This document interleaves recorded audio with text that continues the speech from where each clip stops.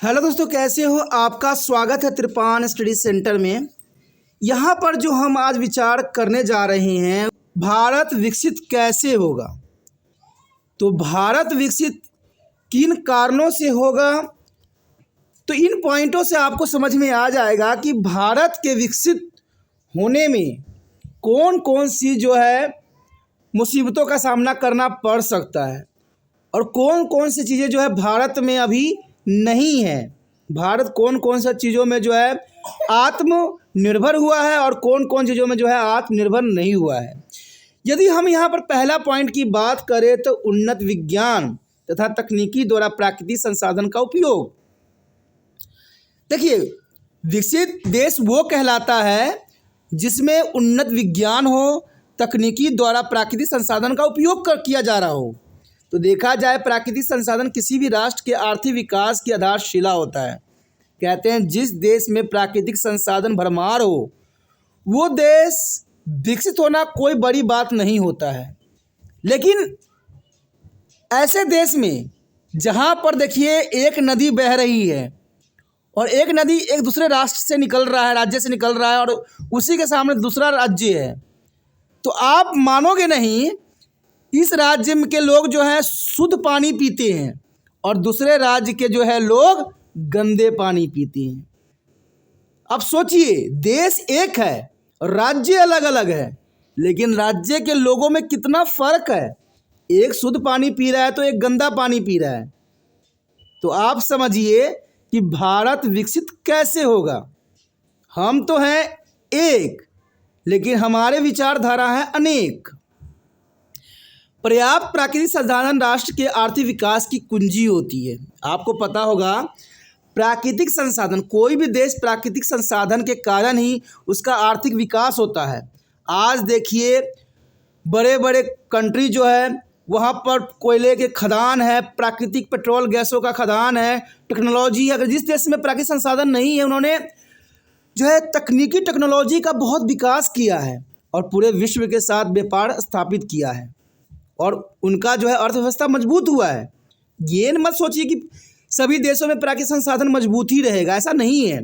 कोई ऐसे भी देश हैं जो विकसित हैं लेकिन उनके पास प्राकृतिक संसाधन नहीं है, फिर भी वो विकसित देश कहलाते हैं। क्योंकि विकसित देश नहीं है, लेकिन उन्होंने जो है अपनी आर्थिक विकास जो है उन्होंने टेक्नोलॉजी के आधार पर कर दिया है और वो पूरे विश्व को जो है अपनी टेक्नोलॉजी का साझा कर रहे हैं। तो ऐसा कैसे हुआ? विकसित देश उन्नत विज्ञान तथा तकनीकी द्वारा प्राकृतिक संसाधन का उपयोग करके आर्थिक विकास के लक्ष्य को प्राप्त करने में सफल होते हैं। जो विकसित देश हैं वो प्राकृतिक संसाधन का उपयोग करके जो है और तकनीकी द्वारा, उन्नत विज्ञान के द्वारा जो है अपनी सफलता प्राप्त करते हैं। लेकिन देखा जाए, जिस देश के नौजवान दूसरे देशों की तरफ पलायन कर रहे हों और अपने ही देश में उनको सम्मान इज्जत नहीं मिल रहा हो, तो उस देश में विज्ञान भी कैसे प्रगति करेगी। अब ये मत सोचिए कि भारत में प्राकृतिक चीज़ों की कमी है, प्राकृतिक चीज़ बहुत है। अगर हमारे देश में देखा जाए तो धरती में जाने कितने खजाने गड़े पड़े हैं और सब प्राकृतिक संसाधन का तो कहते हैं इतनी भरमार है, लेकिन इन प्राकृतिक संसाधन का उपयोग करना हमने अभी तक सीखा ही नहीं। क्योंकि हमारे देश में राजनीति में कबड्डी होती रहती है, कबड्डी होती रहती है। कारण ये है, कभी दल बदलते रहते हैं, कभी सरकार गिरते रहते हैं। जब 5 साल में इस तरह के उतार चढ़ाव होता रहेगा तो कोई सरकार अपनी जो है शक्तियों को कैसे पहचानेगा, कैसे प्राकृतिक संसाधन को जो है पूरे विश्व के समक्ष रखेगा। तो यही बात यहाँ पर महत्वपूर्ण आता है। जापान तथा इंग्लैंड में बड़ी मात्रा में कच्चे माल का आयात करके मात्र विज्ञान एवं उन्नत तकनीक के समूचे प्रयोग करके तीव्र से जो है विकास किया है। आप देखिए, जापान तथा इंग्लैंड ने बड़ी मात्रा में कच्चे पदार्थों का आयात करके मात्र विज्ञान और टेक्नोलॉजी के सहारा लेके उन्नत किया है। आपको पता भी होगा, इंग्लैंड कई देशों को जो है अपना कोलिज्म बनाया, अपना जो अधिकरण बनाया और उस देश से जो है कच्चे माल प्राप्त करके अपने देश को विकसित किया। जापान ने भी इसी तरह के बातों का अनुसरण किया और देखिए वो विकसित देश बन गया। लेकिन भारत में तो सब कुछ है, लेकिन कहते हैं ना, सब कुछ होते हुए भी हमारे पास कुछ नहीं है। चलिए देखते हैं अगले पॉइंट पर। उसके पश्चात आता है वित्त स्तर पर औद्योगिकरण। वित्त स्तर औद्योगिकरण का मतलब दोस्तों ये होता है कि हमारे देश में औद्योगिकरण का जो है विकास करना पड़ेगा, यानी उद्योग लगाने पड़ेंगे और विकसित करने के लिए ये कार्य तो महत्वपूर्ण है। सभी विकसित राष्ट्र ने आर्थिक स्तर को प्राप्त करने की दृष्टि से बड़े पैमानों पर उद्योग की स्थापना विशाल स्तर पर कर ली है। ब्रिटेन, संयुक्त राज्य अमेरिका, जापान, जर्मनी आदि देशों ने जो है औद्योगिकरण की ओर विशेष ध्यान दिया है और इन देशों में लौह इस्पात उद्योग, रसायन उद्योग, इंजीनियरिंग उद्योग, मोटर गाड़ी निर्माण उद्योग, पोत एवं वायुयान निर्माण उद्योग आदि का तीव्र गति से विकास हुआ है। देखा जाए तो सभी देशों ने ऐसा किया है। अब देखिए भारत से अगर एनालाइज करें तो भारत में बेसिकली ये सब का विकास हुआ है, लेकिन बहुत ही निम्न स्तर पर। कहते हैं हुआ तो है लेकिन निम्न स्तर पर। आप देखिए जितने भी हमारे समक्ष जो है, चाहे वो इंजीनियरिंग का सामान हो, चाहे रसायन हो, चाहे उद्योग निर्माण हो, वायुयान हो, कोई भी हो, हमारे अपने देश में जो है इन कलपुर्जों का उत्पादन नहीं होता है। आज आपने बेशकली हर जगह आप देखिएगा made in India, made in India, mobile भी खरीदिए मेड इन इंडिया। तो कभी आपने प्रश्न उठाया है क्या ये भारत में सारे कठपुतले भारत में बने हैं? तो वहाँ पर आपको जवाब आएगा नहीं, हमने सिर्फ वह यहाँ पर असेंबल किया है, यानी सभी देशों से खरीदा है और यहाँ पर आकर जोड़ दिया है और हमने लिख दिया है मेड इन इंडिया। अब सोचिए और थोड़ा विचार कीजिए, अगर हम दूसरे देशों से आश्रित हैं, दूसरे देशों से सामान मंगवा रहे हैं और अपने देश में सिर्फ उसको जो है जोड़ रहे हैं, तो क्या ये भारत विकसित हो सकता है? ये सोचने वाली बात है। कहते हैं ना, सिर्फ अंधेरे में तीर मारने से नहीं होगा, वास्तविकता को समझना पड़ेगा कि विकसित राष्ट्र होने की क्या गुण है। जब तक हम अपने देश में आविष्कार नहीं करेंगे, हमारे सामान दुनिया के हर क्षेत्र में नहीं जाएगा, दुनिया हमारी कदर नहीं करेगी। दुनिया तो हमारे इसलिए कदर करती है क्योंकि हम उनसे सामान खरीदते हैं। उनको पता है कि अगर भारत से पंगा लिया, अगर उन्होंने सामान खरीदना बंद कर दिया तो उनकी अर्थव्यवस्था गिर जाएगी। अब चाइना का, चीन का तो आपने देखा ही होगा कि भारत ने जब चाइना चीज़ें बंद कर दी तो उनकी अर्थव्यवस्था लड़खड़ा सी गई। यदि आगे बात करें तो कृषि का यांत्रिकरण। देखिए, कृषि ऐसी एक व्यवस्था है जो किसी भी देश को उन्नति के उस चरम सीमा पर पहुंचा सकता है जिसे दूसरे देशों पर आश्रित होने की जरूरत नहीं पड़ता है। और देखा जाए तो इतिहास गवाह है कि कृषि किसी भी देश की विकसित होने के लिए वो रीढ़ की हड्डी के समान होता है। और भारत तो ऐसे भी कृषि प्रधान देश कहलाता है। लेकिन देखा जाए तो भारत कई क्षेत्रों में कृषि के अंतर्गत पिछड़ा हुआ देश है, क्योंकि यहाँ टेक्नोलॉजी नहीं है, यहाँ लोगों को जो है समझ नहीं है।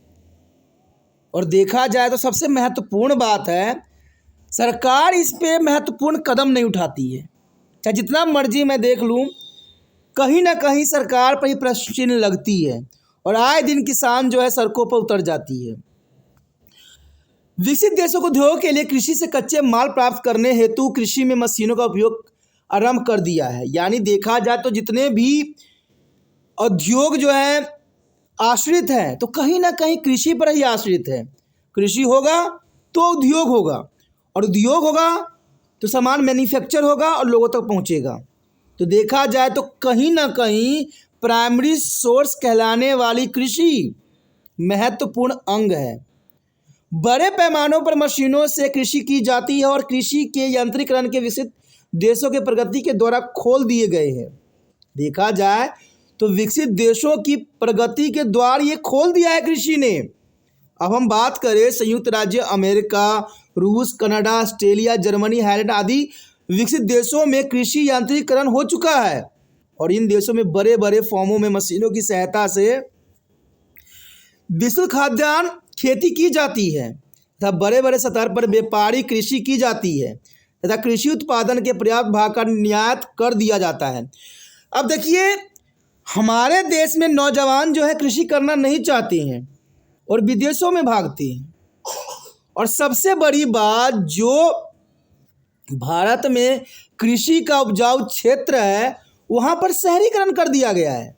अगर आप किसी भी शहर में चले जाओ और शहर के आसपास क्षेत्रों में देखो तो वहाँ पर जो है धड़ल्ले से मकानें बन रही है। सारे जहाँ पर कुंटलों जो है गेहूं चना मक्की होती थी, वहाँ पर आज सिर्फ घर ही घर नज़र आ रहा है। अब जोत जो है बहुत छोटी पड़ती चली जा रही है। और आपको तो पता ही होगा कि भारत की जो क्षेत्रफल देखा जाए तो बहुत ही कम है, 2 पॉइंट समथिंग है। अब सोचिए ये कितनी बड़ी हम समस्याओं में फंसते जा रहे हैं। हम विकसित होने की बात कह रहे हैं, लेकिन हम तो पिछड़ते हुए पीछे चले जा रहे हैं। न भारत में अच्छे कृषि होंगे, न हमारी कृषि यंत्रीकरण होगा। आज देखा जाए तो कृषि की जोत जो है बहुत छोटी छोटी हो गई है, बहुत ही छोटी छोटी, जहाँ पर यंत्रों का उपयोग करना संभव नहीं रह गया है। तो क्या इस अवस्था में भारत विकसित देश बन सकता है? ये बहुत बड़ा प्रश्न चिन्ह है। कहते हैं सपना देखना अच्छी बात है, लेकिन सपने को साकार करना बहुत ही दुष्कर्म कार्य होता है। बोलना बहुत ही आसान है, करना बहुत मुश्किल है, क्योंकि करनी और कथनी में अंतर होता है। आज देखा जाए तो संयुक्त राज्य अमेरिका जो इतनी विकसित है, रूस, कनाडा, ऑस्ट्रेलिया, जर्मनी, हाईलैंड आदि देशों ने कृषि पर बहुत ही ध्यान दिया है और उन्होंने इतनी अच्छी विकसित कृषि बना लिया है कि भारत जो कृषि प्रधान देश के नाम से जाना जाता है, आज शायद ना जाना जाए, क्योंकि यहाँ पर तो कृषि अधिक मात्रा में होती ही नहीं है। हम आधे से अधिक सामान जो है विदेशों से मंगवाते हैं। हमारे देश में टमाटर की अकाल पड़ती है, हमारे देश में प्याज की अकाल पड़ती है, आलूओं की अकाल पड़ती है, यानी किस किस चीज़ों की अकाल पड़ती है जो हम दूसरे देशों से मंगवाते हैं, और वो देश इन चीज़ों में आत्मनिर्भर है। तो कैसे आप कह सकते हो कि भारत एक विकसित देश बन सकता है? उसके पश्चात आता है व्यापारिक आधार पर उद्यानों का विकास। देखिए, व्यापारी आधार पर जो है उद्यानों का विकास करना काफ़ी महत्वपूर्ण है। जितने भी विकसित देशों में देखा जाए तो बड़े बड़े महानगरीय क्षेत्रों में निवास करने वाली जनसंख्या के लिए फल एवं सब्जियों का उत्पादन हेतु व्यापारिक स्तर पर उद्यान का विकास किया गया है। अब इस प्रकार की कृषि को बाजार के लिए बागवानी या फलों की खेती कहते हैं। अमेरिका एवं यूरोप के बड़े बड़े नगरों के चारों ओर उद्योग के उदाहरण स्थित है।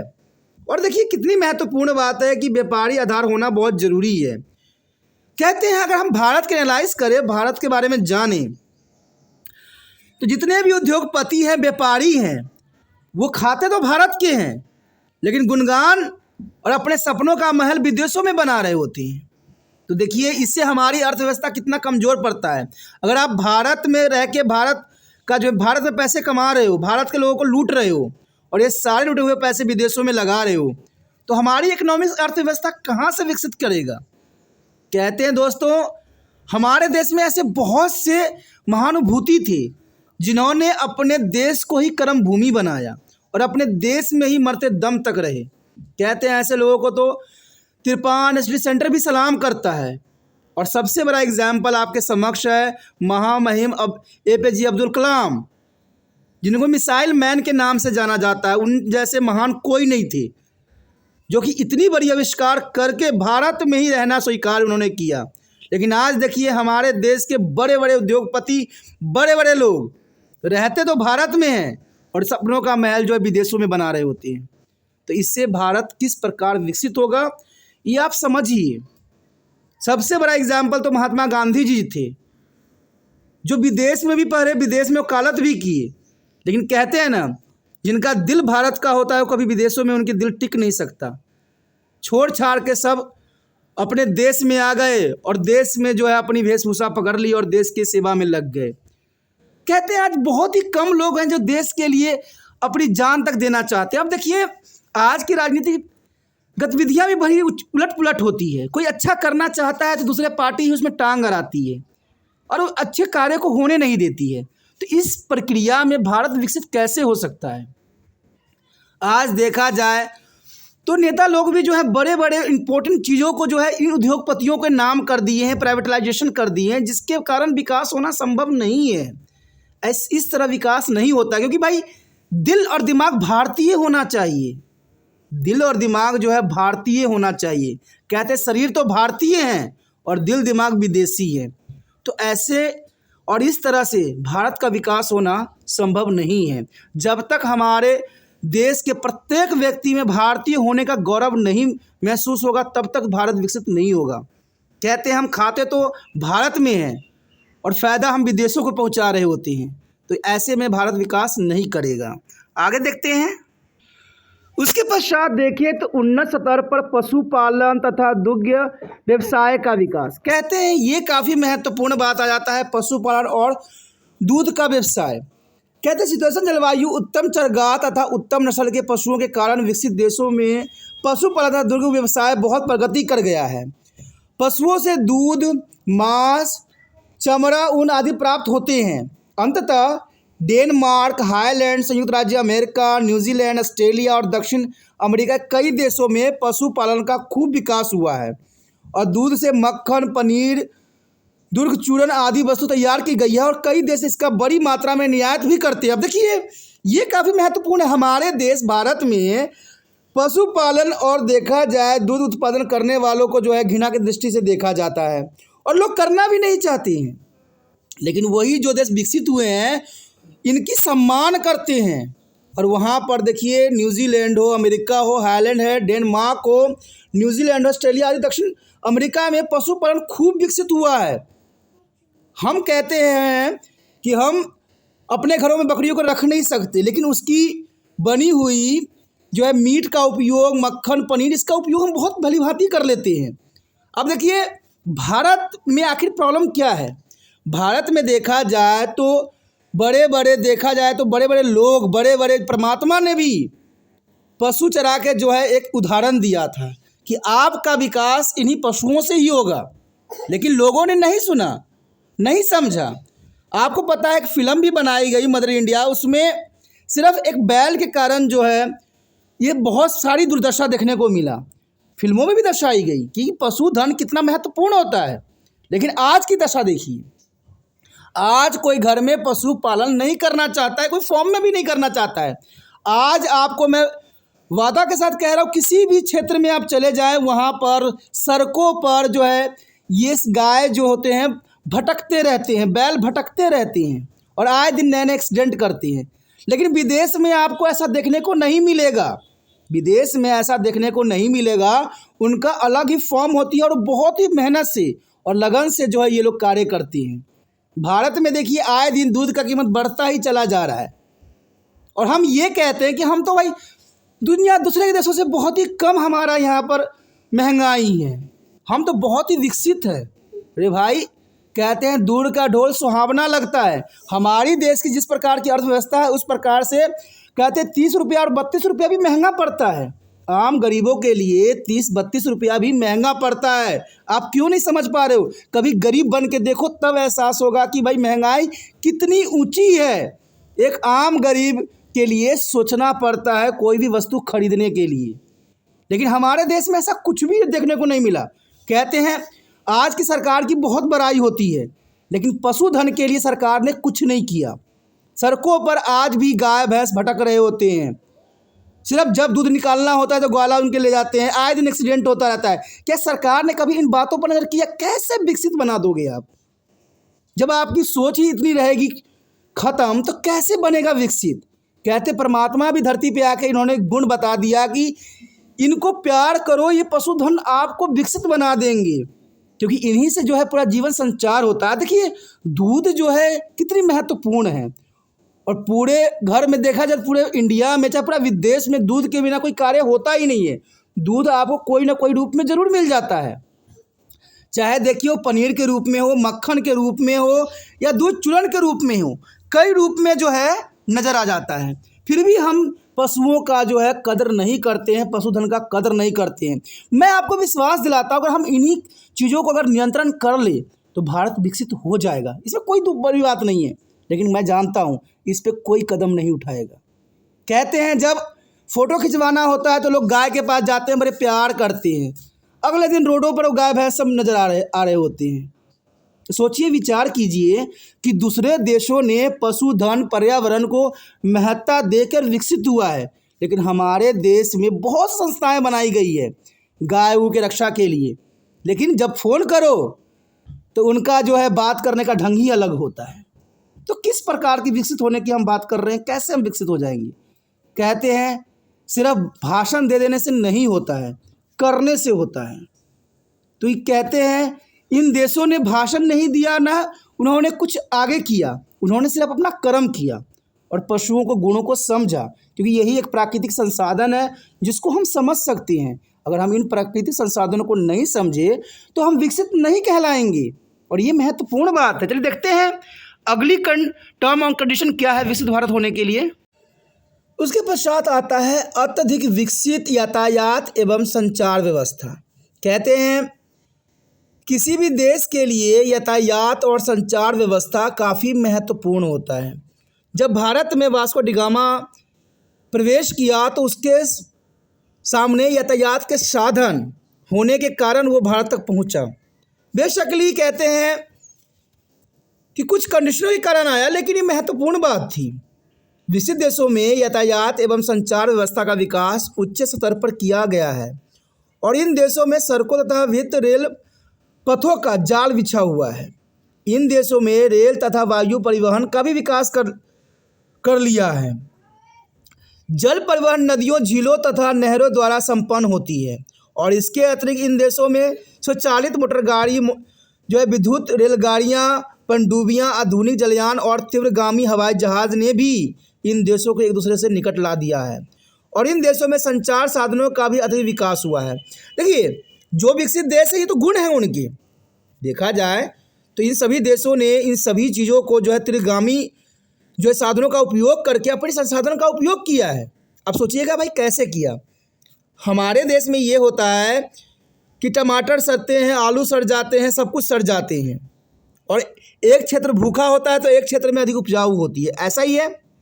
लेकिन देखा जाए तो बड़े बड़े देशों में ऐसा नहीं है। बड़े बड़े देशों ने अपनी नदियों, झीलों और नहरों का उपयोगों को समझा है। मोटर गाड़ी, रेल, पनडुब्बी, आधुनिक यान और तीव्रगामी चीज़ों को विकास में एक महत्वपूर्ण योगदान दिलवा दिया है। कैसे? देखिए, कोई भी चीज़ को जो होता है इन्हीं यातायात के साधनों के द्वारा एक जगह से दूसरी जगह पहुंचाया जा सकता है। अगर कोई वस्तु खराब हो रहा है, अगर बहुत आसानी से आप दूसरे क्षेत्रों में पहुंचा देते हो तो वहाँ के लोगों की जो है सारी आपूर्ति पुण्य हो जाती है और रेट भी कंट्रोल में रहती है। ये तो बात आप समझ गए होंगे। लेकिन मैं आपको भारत की बात बताता हूँ कि भारत में खेतों में सब सड़ जाते हैं, सब सड़ जाते हैं, लेकिन उसका जो है सही उपयोग नहीं की जाती है। यातायात तो हमारे देश में इतनी अच्छी है कि एक रोड को कम से कम बनाने में 10 साल लग जाते हैं। कहते हैं, मैंने खुद ही इसका जो है अनुभव करके देखा है, क्योंकि सरकार 3 बदल गई लेकिन अभी तक रोड नहीं बना और कई क्षेत्र में सरकार तो आई बनाने की कोशिश की, लेकिन कितनी अच्छी इंजीनियरिंग होती है कि आए दिन एक पाइपलाइन के लिए, तार लाइन के लिए आए दिन रोड को उखाड़ते रहते हैं, बैठाते रहते हैं। तो सोचिए कैसे भारत विकसित बनेगा। कहते हैं जब कोई रोड मैप बनाई जाती है, कोई इस तरह साधन बनाए जाते हैं तो हर बात को ध्यान में रखा जाता है।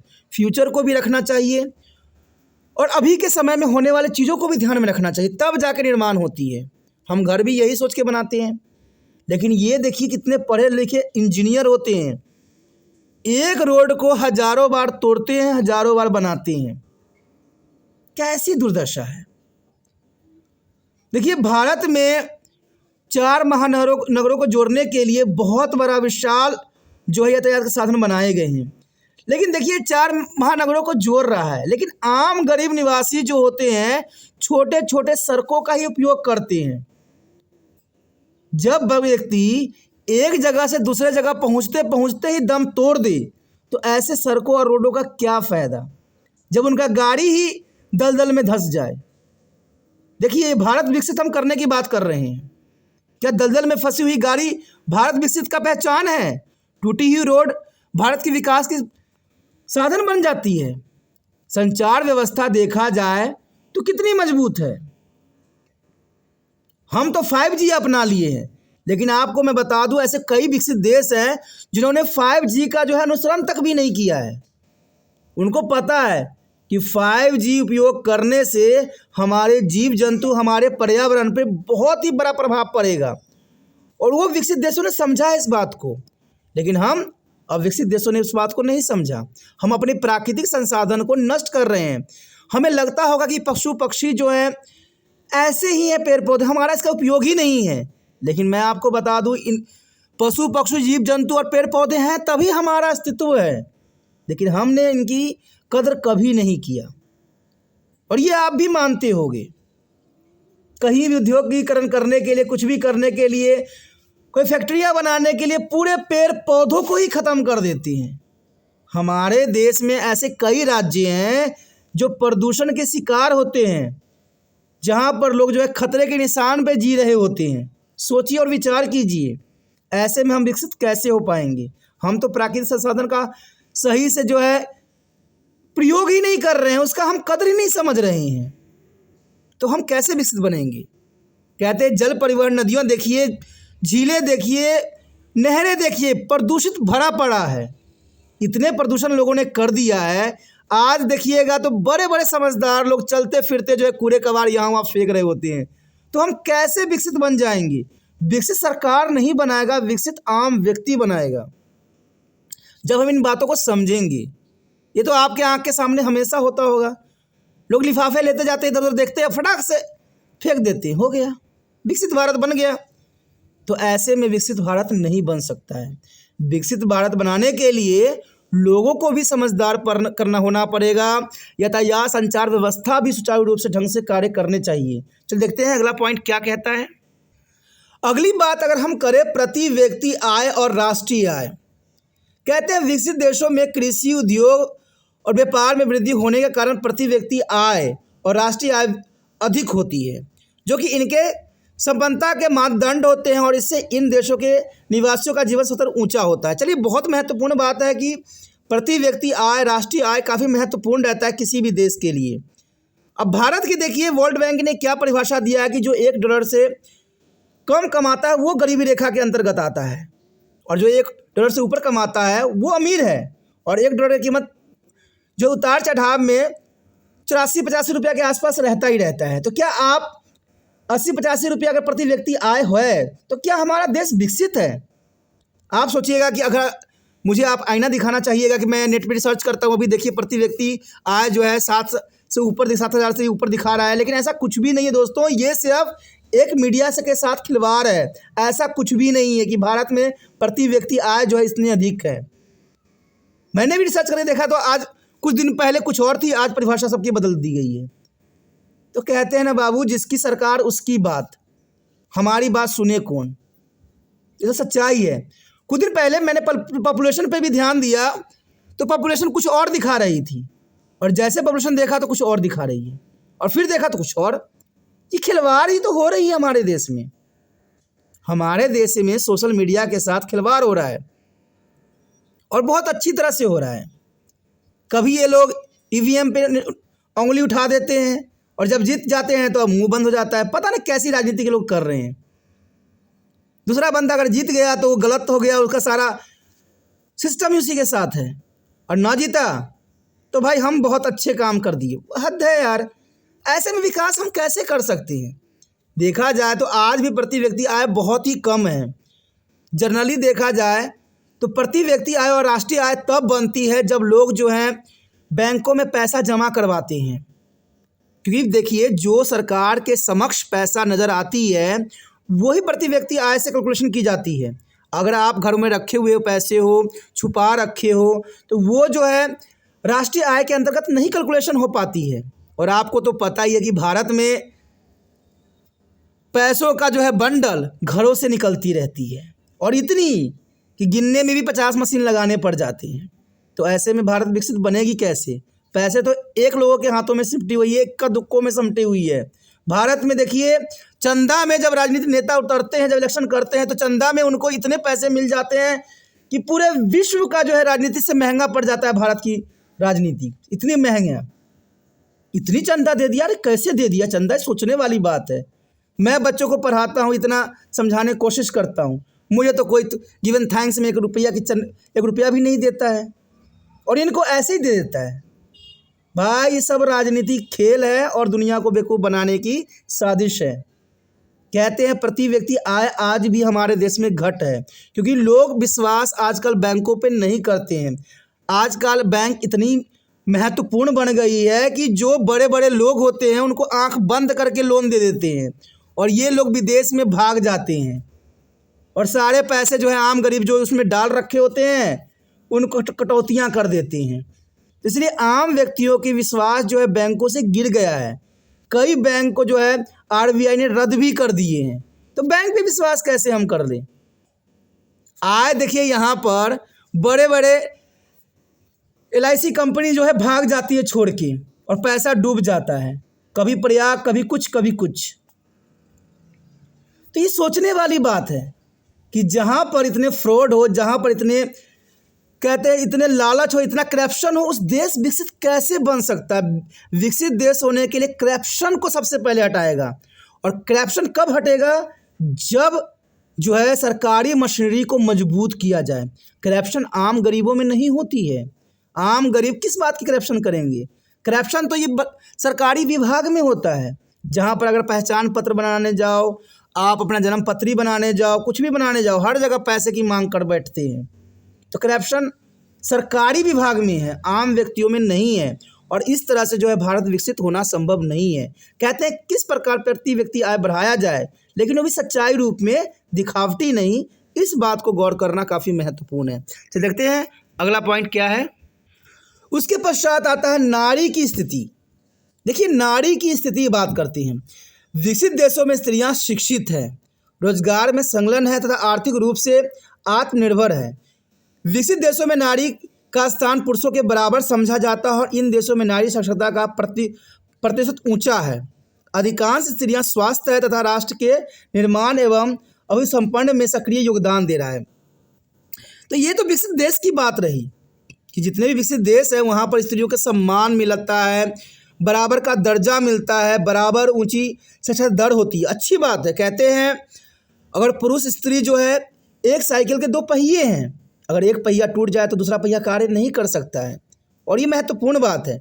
लेकिन हमारे देश में कैसे, हमारे देश में तो आए दिन बलात्कार हो रहे हैं, आए दिन औरतों के साथ दुराचार हो रहा है, दहेज के लिए उनको जलाया जा रहा है, उनके लिए तरह तरह के षड्यंत्र रचे जाते हैं। तो विकसित देश किस लिए, कैसे बनेगा। आज हर जगह आप देख लीजिए, सोशल मीडिया देख लीजिए, न्यूज़ देख लीजिए, आज इतनी औरतों के साथ दुराचार हो रहा है जिसका कोई अंदाज़ा ही नहीं लगाया जा सकता। इतने औरतों के साथ फ्रॉड हो रहा है। क्यों? क्योंकि हमारा सरकार यहाँ के सशक्त नहीं है। आज अपराधी जो है अपराध करके बच जाते हैं। जब कहीं अपराध होता है तो वहाँ पर पुलिस चौकी में माता पिता कोई रिपोर्ट लिखवाने जाते हैं तो चक्कर पे चक्कर लगवाते रहते हैं। लेकिन जैसे कोई पॉलिटिकल दबाव आ जाता है, फटाफट अपराधी भी जेल में चले जाते हैं, सब कुछ हो जाता है। मैं तो हैरान हो जाता हूँ कि इतना पुलिस दिनों से बैठी थी, जैसे राजनीतिक प्रेशर पड़ता है अपराधी भी जेल के अंदर चला जाता है। इतना फास्ट कैसे हो सकता है, और पहले क्यों नहीं होता है। सोचिए, विचार कीजिए कि बंदा इतना दिन से माता पिता जो है इस अपराध के लिए चक्कर लगा रहे होते हैं कि भाई रिपोर्ट लिखिए, अपराधी का जो है अरेस्ट कीजिए, तो अपराधी मिल भी नहीं रहा होता है, ढूंढ रहा होता है, पुलिस नहीं मिल रहा होता है। लेकिन जैसे ही पॉलिटिकल दबाव पड़ती है, अपराधी भी जेल में और फैसले भी सामने आ जाते हैं। तो सोचिए नारी की स्थिति किस प्रकार से है भारत में। कहते हैं आज नारी करे भी तो क्या करे, अपनी स्थिति बनाने की कोशिश करती है, लेकिन माता पिता डरते हैं कि हम अपने बच्चों को कैसे बाहर जाने दें, संसार में कैसे इस देश में जाने दें जहाँ पर हर जगह जो है लोग किस नज़रों से देख रहे होते हैं, तरह तरह के कमेंट मार रहे होते हैं। और कमेंट भी क्यों मारते हैं, इसका भी रीज़न है, क्योंकि वो लोग बेरोजगार होते हैं। कहते हैं ना, घर में तो बिल्ला रहेगा, आप क्या करोगे, बिल्ला मन शैतान का घर होता है। तो अपराध भी बढ़ती है। अगर इन्हीं व्यक्तियों को अगर काम धंधा दे दिया जाए, बेरोजगारी ख़त्म कर दिया जाए, रोजगार दे दिया जाए, तो ये लोग ऐसे कार्य नहीं करेंगे। सब अपने काम में संलग्न रहेंगे, काम करते रहेंगे, सब सिस्टमैटिक होगा। ना किसी के लिए कोई टाइम मिलेगा, ना किसी की तरफ कोई देखेगा, सब अपना काम में व्यस्त रहेंगे, ना अपराध भी नहीं होगा। अब बिल्ला बंदा करे भी तो क्या करे। ये सारी चीज़ें जो है नारी की स्थिति को गिरा रहा है। मैं दुखी होता हूँ जब आए दिन अखबार न्यूज़ों में ऐसी घटनाएं छपती है, तो बड़ा ही दुख मन होता है कि हम कहते हैं विकसित भारत बनाने जा रहे हैं, और विकसित भारत की स्थिति ये है जहाँ पर आए दिन अत्याचार होते रहते हैं। तो यही बात यहाँ पर आता है कि चलिए शिक्षा का दर में ऊंचा तो हो गया। आज भी देखिएगा हमारे देश में मिडिल क्लास के फैमिलियों में एक बात देखने को मिलती है, अगर लड़कियाँ फेल हो जाती है तो उनको शादी करके उनके घर भेज दिया जाता है। बड़े घरों में ये होता है कि अगर लड़कियाँ फेल हो जाए तो उनको दोबारा चांस दिया जाता है पढ़ाई लिखाई करने का, लेकिन छोटे घरों में ऐसा नहीं होता। ये बात हमारे देश के जो है सरकारों को समझना पड़ेगा कि हमारा देश जो मिडिल क्लास के लोगों में भरा पड़ा है, गरीबों में भरा पड़ा है, और यहाँ पर लड़कियों की स्थिति कहीं भी देख लीजिए इसी प्रकार का है। एक बार लड़की अगर फेल हो जाए दोबारा माता पिता उसको एक मौका भी नहीं देते हैं, या तो घर में बैठा देंगे या उनकी शादी कर देंगे। तो इस प्रकार कैसे भारत विकसित देश बन जाएगा, सोचिए और विचार कीजिए। और चलिए आगे बढ़ते हैं। चलिए ये तो प्रमुख कारण थी, अन्य विशेषताएं भी हैं जो देशों में विकसित देशों में पाई गई है। जैसे वृहद स्तर पर औद्योगिकरण के कारण विकसित देशों में नगरों और नगरीय जनसंख्या अधिक पाई जाती है। यानी देखा जाए तो नगरीय क्षेत्र में जनसंख्या अधिक पाई जाती है, जैसे भारत में भी है। ये एक कंडीशन है जो भारत को विकसित राष्ट्र बना सकता है। जनसंख्या स्तर पर सबसे नंबर 1 भारत जो है जनसंख्या के दृष्टि से नंबर 1 है पूरे विश्व में। दूसरी बात कहता है कि विकसित देशों में उच्च साक्षरता दर पाई जाती है। अब देखिए आजकल के अगर एनालाइज कीजिएगा तो चाहे नीट में गोरख धंधा हो, चाहे यूपीएससी एग्जाम में कुछ गोरख धंधा हो, चाहे पेपर लीक होते हों, लेकिन फिर भी उच्च साक्षरता दर है भारत में। कैसे हो गई? अगर उच्च साक्षरता दर होता तो इस तरह के कांड हमें देखने को नहीं मिलता कि आए दिन पेपर लीक हो जाते हैं, आए दिन कुछ न होता ही रहता है, क्योंकि बच्चों को आता ही नहीं है। बड़े बड़े इंस्टीट्यूट, बड़े बड़े लोग ये सब कार्य करवाते हैं, क्योंकि उनको पता है कि जो हम लाखों रुपया माता पिता से ले रहे हैं वो तो भाई अपना रिजल्ट तो देखेंगे ही देखेंगे, और फिर बच्चा तो तभी उस इंस्टीट्यूट में जाएगा। तो पहले ही लीक हो जाता है। भाई कोई कहते थोड़ी है कि सब ईमानदार बैठे पड़े हैं, कोई भी बंदा किसी को भी पेपर बेच देता है अच्छा खासा कीमत पे, और ये तो आम है। और सरकार सिर्फ इतना कहती है भाई लीक हो गया, हम क्या कर सकते हैं। 2-4 बंदों को पकड़ के अंदर दे देती है, कुछ दिन के बाद छोड़ देती है, जाइए ऐश कीजिए, आपका फॉर्मेलिटी कंप्लीट हो गया। तो ऐसे में शिक्षा दर कैसे उच्च होगा? देखिए नीट का होता है डॉक्टर बनने के लिए, डॉक्टर प्रोफेशनल के लिए होता है, और नीट में इतना बड़ा गोरख धंधा, तो सोचने वाली बात है कैसे भारत विकसित बनेगा। जनसंख्या में निरंतर वृद्धि होती है। अब देखा जाए तो जनसंख्या में नियंत्रित वृद्धि होती है। कहते हैं विकसित राष्ट्रों में देखा जाए तो जनसंख्या वृद्धि करती है, लेकिन कहते हैं इतना भी वृद्धि नहीं करना चाहिए कि वहाँ पर जो है जीवन तहस नहस ही हो जाए। तो ये भी महत्वपूर्ण बात आती है। विभिन्न आर्थिक क्रियाओं में आधुनिक तकनीक, ज्ञान और वैज्ञानिक विधि का उपयोग किया जाता है। जो भी विकसित देश है उन्होंने आधुनिक तकनीकी ज्ञान प्राप्त किया है और वैज्ञानिक विधियों का उपयोग करके जो है अपना जीवन शैली को बढ़ाया है, और वैज्ञानिक विधि। लेकिन भारत देखिए अंधविश्वासों से भरा हुआ देश है। यहाँ पर तो बड़े बड़े संत बाबा जो छोटा मोटा चमत्कार करके दिखा देते हैं वो भी पूजे जाते हैं। ये तो हमारे देश में ऐसा तो आम बात है। हम कैसे वैज्ञानिक दृष्टिकोण डालें उस पर? हमारे देश में ये अंधविश्वास भरा पड़ा है। आज कुछ होता है पेट में दर्द, डॉक्टर के पास कम लोग जाते हैं, जादू टोने के पास पहले जाते हैं, किसने कर दिया है, किसने ये किया है। भाई जब तक अंधविश्वास नहीं खत्म होगा कहाँ से हमारा देश विकसित बनेगा?